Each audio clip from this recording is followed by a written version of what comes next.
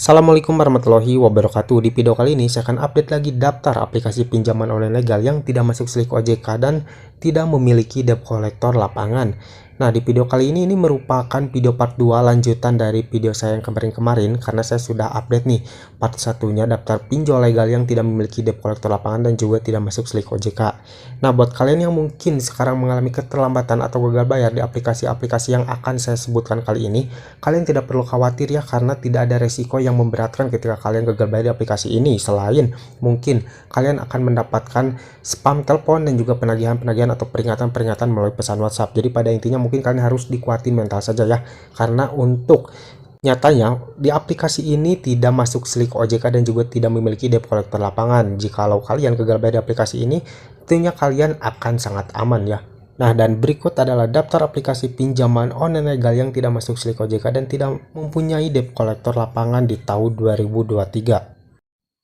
Yang pertama ada aplikasi Danapix. Nah, untuk aplikasi Danapix ini sejauh ini belum memiliki debt collector lapangan dan juga tidak melaporkan ke slik OJK ketika nasabahnya mengalami keterlambatan atau gagal bayar ya. Nah, jadi buat kalian yang mungkin sekarang mengalami keterlambatan atau gagal bayar di aplikasi Danapix, kalian tidak perlu khawatir lagi ya akan ada resiko yang memberatkan, karena sejauh ini tidak ada sama sekali resiko yang memberatkan ketika kalian gagal bayar di aplikasi Danapix. Dan yang selanjutnya ada aplikasi Dana Bijak. Nah, ini kalau tadi ada Danapix, ini ada Dana Bijak ya. Ini sama nih ya, sama aplikasi Dana Bijak ya. Aplikasi ini juga sama, tidak memiliki debt collector lapangan dan juga tidak masuk ke slik OJK. Mungkin untuk aplikasi Dana Bijak ini sama ya, aplikasi ini aplikasi pinjaman online legal. Namun walaupun begitu aplikasi ini tidak masuk ke slik OJK. Dan yang selanjutnya adalah yang cukup populer, yakni ada aplikasi Dana Rupiah.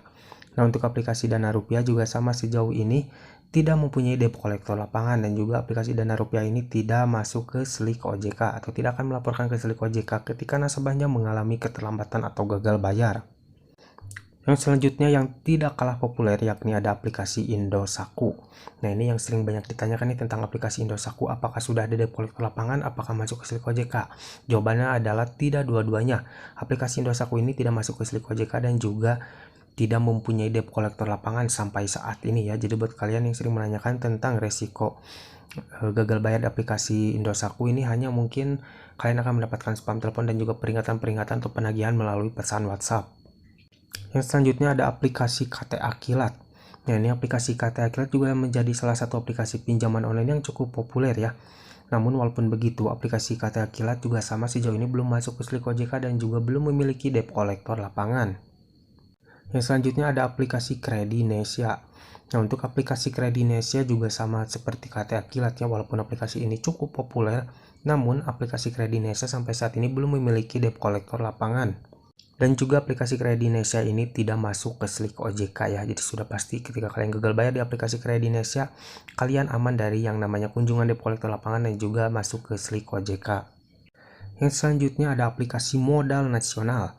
Nah, untuk aplikasi Modal Nasional sejauh ini juga tidak masuk ke slik OJK ya, dan juga tidak memiliki debt collector lapangan. Mungkin kalau dulu sempat aplikasi Modal Nasional ini tuh memiliki debt collector lapangan ya, nah mungkin ada faktor lain atau hal lain yang menyebabkan sekarang tuh udah tidak ada debt collector lapangannya lagi ya dari aplikasi Modal Nasional. Mungkin untuk tingkat galbah di aplikasi Modal Nasional ini cukup tinggi ya, jadi yang mana mungkin dari pihak Modal Nasional itu tidak memakai lagi debt collector lapangan ya, karena seperti yang kalian ketahui untuk debt collector lapangan itu harus digaji ya oleh mereka. Nah, karena mungkin tingkat galbah yang tinggi, mungkin dari pihak Modal Nasional ini mengurangi karyawan-karyawannya termasuk debt collector lapangan.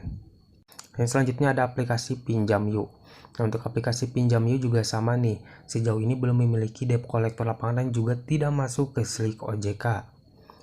Nah, yang terakhir ada aplikasi Pinjam Duit. Nah, untuk aplikasi Pinjam Duit ini salah satu aplikasi pinjaman online yang cukup populer juga ya.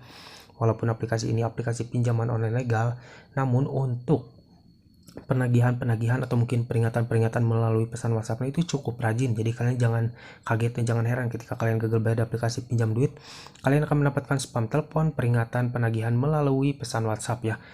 Karena DC online dari Pinjam Duit ini cukup gencar dan cukup rajin menagih kepada nasabah-nasabah yang mengalami keterlambatannya. Namun kalian tidak perlu khawatir ya, karena aplikasi Pinjam Duit juga sama, sejauh ini belum memiliki debt collector lapangan dan juga tidak masuk ke slik OJK.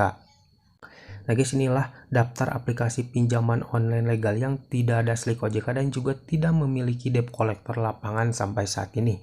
Buat kalian yang mungkin sekarang mengalami keterlambatan atau gagal bayar di aplikasi-aplikasi ini, kalian tidak perlu khawatir akan mendapatkan resiko yang berat ya, karena memang tidak ada resiko yang memberatkan ketika kalian gagal bayar di aplikasi-aplikasi ini.